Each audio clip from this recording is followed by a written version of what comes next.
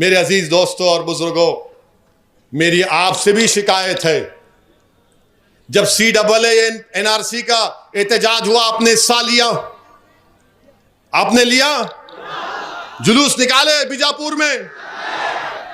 खूब निकाले। कितने निकाले? खूब निकाले। कहां है? इधर आओ मां, तुम इधर आओ, यहाँ आओ, ठहरो जरा, तुम यहाँ आओ। क्या बोलते हैं इनको? क्या बोलते हैं इनको? इनको NRC खाला बोलते, इनको NRC खाला बोलते। अब आपसे शिकायत क्या है?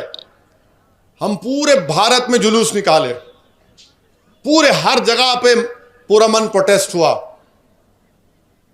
उसके बाद आप खामोश हो गए, उसके बाद ठंडे पड़ गए। मैं ये बता क्यों रहा हूं आपको? शुरू में तकरीर में बोला कि आपको एक सियासी ताकत बनना है। कोई भी पॉलिटिकल पार्टी रोज प्रोटेस्ट नहीं कर सकती, कोई भी सियासी जमात ऑर्गेनाइज रोज एहतजाज नहीं कर सकती, पुलिस भी नहीं देती परमिशन आपको। मगर वो एहतजाज, हमको उस एहतजाज को एक सियासी ताकत में तब्दील करना था, जो हम नहीं कर सके। हम निकले हजारों की तादाद में, शाहीन बाग बनाया हमने, भारत के कोने कोने गलियों में, गांव में एहतजाज हुआ। No CAA, no NRC, no NPR। मगर उसके बाद हमने सियासी ताकत में कहां तब्दील किया? पॉलिटिकल एजुकेशन की जरूरत है। याद रखो, सिर्फ एहतजाज करने से कुछ नहीं होता, एहतजाज को सियासी ताकत के हासिल करने का जरिया बनाना पड़ेगा। वो हमने नहीं किया। अब एक बहन खड़ी हुई है, आपको इनको कामयाब करना है।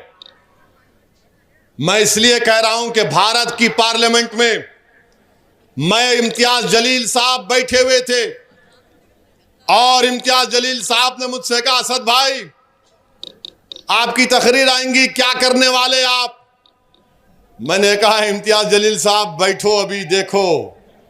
हम उनको बिठाए, पूरी तकरीर मैं किया और आखिर में मैंने भाजपा के 300 MPs के सामने, कांग्रेस के कितने चिट्टे हैं कि नहीं मालूम, 40 है, 40 है शायद, हाँ 12,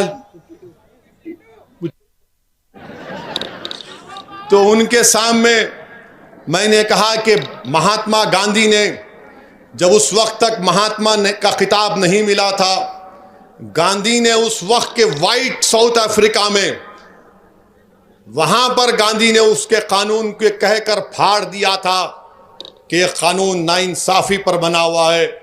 आज असदुद्दीन ओवैसी गांधी की तारीख को दोहराते और पार्लियामेंट में मैंने उसको काला कानून कहकर फाड़ दिया। मगर मेरे अजीज दोस्तों और बुजुर्गों, आप तो एहतजाज किए, मेरी बात समझो, मेरी बात अपने दिमागों में डालो और सोचो कि एहतजाज तो हम तो किए, मगर सियासी ताकत क्या हासिल की? हम हजारों की तादाद में निकल कर आए, सब लोग भूख हड़ताल बैठे, एहतजाज किए, मगर उसका नतीजा क्या निकला? आपको पॉलिटिकल फायदा नहीं हुआ, आपको पॉलिटिकल फायदा नहीं हुआ, दूसरों को हो गया पॉलिटिकल फायदा। यानी हम, वो दखनी एक कहावत है ना कि क्या बोलते हैं, मामू की दुकान पे नाना की दुकान पे, क्या मामू की दुकान पे नाना की फातिया। यानी हम लड़ रहे, आप फायदा उठा रहे। तो इसीलिए आपसे अपील कर रहा हूं कि आप एक सियासी ताकत बनिए, अपने नुमाइंदों को कामयाब करिए, ये चारों कॉरपोरेटर्स को आप वोट डालिए, लीडरशिप बनाइए। याद रखो, तुम असदुद्दीन ओवैसी से गिर गिर कर हाथ मिला रहे थे, फोटो ले रहे थे। एक दिन असदुद्दीन ओवैसी मरेगा, जब तुम क्या करोगे? क्या करोगे तुम? जब तुम रोते बैठोगे, अरे एक था हमारा लड़ने वाला, उन्हें भी चले गया। नहीं, मेरे जिंदगी का मकसद और मेरी जमात का पैगाम यह है, अगर एक मरेगा जो सब मरेगा, तो 1000 उसकी जगह लेंगे इंशाअल्लाह ताला। तुम मुझसे ज्यादा काबिल बनो, तुम मुझसे ज्यादा ताकतवर बनो, तुम मुझसे ज्यादा बोलने की सलाहियत पैदा करो और अल्लाह तुमको मुझसे ज्यादा नेक और काबिल बनाए, ताकि एक आदमी के तुम मोहताज नहीं रहना। तुमको हजारों लोगों की जरूरत है। मजलूमों की लड़ाई एक आदमी नहीं लड़ सकता। मजलूमों की लड़ाई के लिए हजारों को खड़ा होना पड़ेगा। यही भारत की जमहूरियत की खूबसूरती है। जमहूरियत में लड़ाई लड़ना एक नहीं बल्कि हजारों को लड़ना पड़ेगा।